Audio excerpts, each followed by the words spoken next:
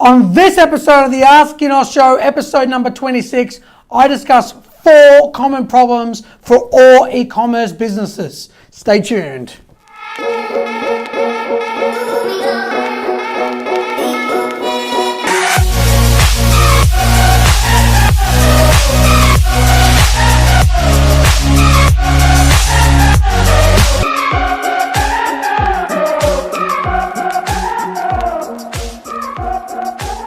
Hey guys, welcome, and I just wanted to create this video because the team over at SEMrush asked a question on Twitter, and you know me by now, anytime someone asks an SEO question that I feel as though I can give a decent answer, I will jump on it.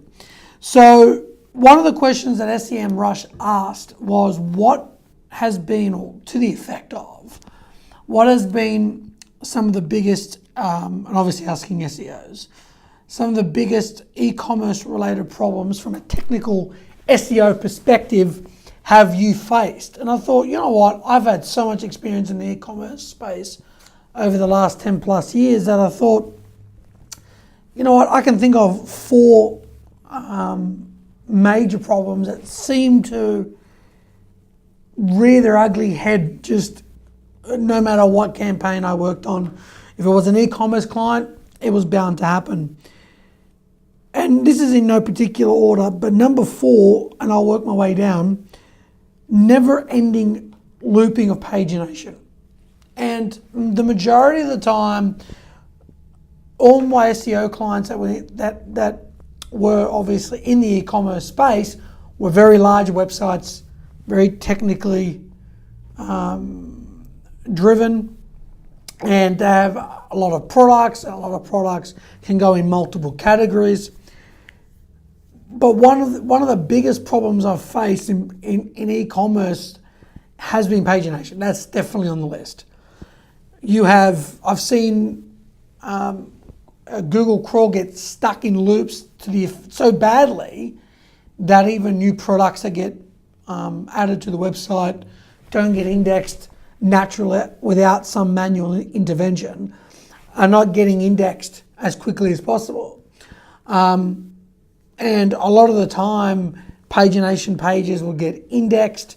Obviously, Magento's done things a little bit differently, but I've dealt with platforms on Xcart, on BigCommerce, and a lot of the times pagination hasn't been sort of handled correctly and therefore gets indexed. And just creates so many problems. And actually managing the pagination and helping clients manage that through either creating more categories, optimizing pagination has been one of the toughest problems. And the bigger the website, the bigger the challenge. Also, number 3, I've probably seen bad canonicals. And again, Magento's probably getting smarter in actually handling this. But for a long time, I've found that canonicals have caused a lot more harm on e-commerce sites than good overall. At times, they've prevented indexing of key pages.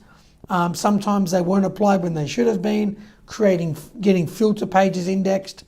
And just seems to, when you want to apply a canonical in some examples, especially on like Xcart, you want to add it to a certain section, and then like it works in one section and perhaps breaks another. So there's a lot of analysis that needs to go into managing and handling canonicals properly on e-commerce sites.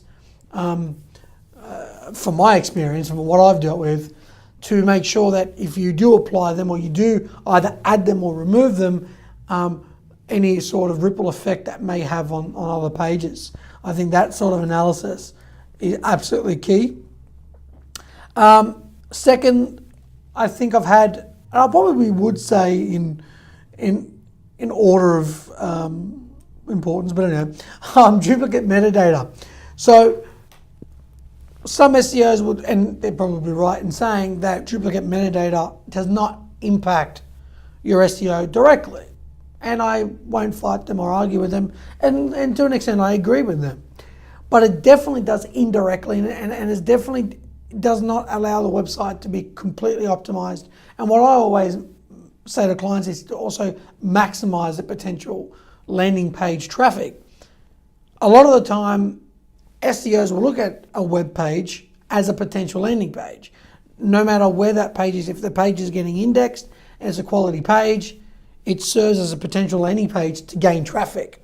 When you have duplicate metadata, you're not necessarily hurting or bringing negative SEO to your own website, but you're definitely not maximizing the potential. If the title is shoes, the category is called shoes online, and then let's say your blue shoes subcategory page also says just shoes online with the same description, well, you missed the opportunity to be more descriptive and to target more data that is more metadata that applies to that page, and any variation around those key phrases around blue shoes, for example. It might be, blue shoes custom size, or blue shoes Nike, or something more specific than just your top level shoes category page, as an example.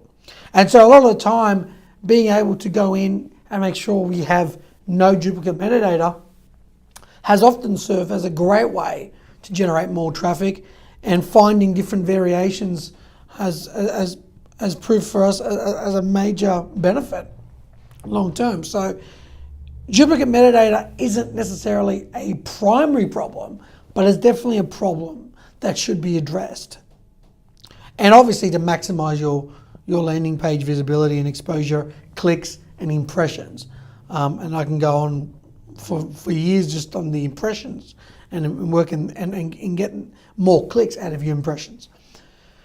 Now, probably the biggest problem on the list, number one, and this goes number one definitely without doubt, even if no particular order, this has probably have been my biggest problem, and that's crawl errors, 404 errors. And again, similar to the duplicate metadata, it may not necessarily, because you have thousands of 404s, because of that single issue, has caused problems and brought about negative SEO on your website, but it does limit, and it does by association may bring down your website potentially or lower your domain authority. For example, we've had sites in the past that it had. I'm sorry, I'm just thinking of another. I missed another key point. Never mind. We've had sites that say LG linking to this particular page. The page doesn't exist anymore. Site doesn't get the authority that a site like LG would send, because there's thousands of product pages going bust, more or less. That data, that visibility, that authority goes with it. And so fixing up those sort of pages and those sort of 404 errors allows for the off-page domain authority to be transferred as much as possible. Now, at times, it makes sense to have 404 errors. Obviously, they're great at signaling a problem. But with product pages, the bigger the site, again, the bigger the problem. A lot of the time, clients will just either remove out of stock products, or they may, any products that gets discontinued or deleted, and then bang, the page just disappears. And over time, that usually creates a mountain of problems. You want every SEO landing page, or every page, to act as a potential SEO landing page. And therefore, if you can keep the page alive and floating, that's fantastic.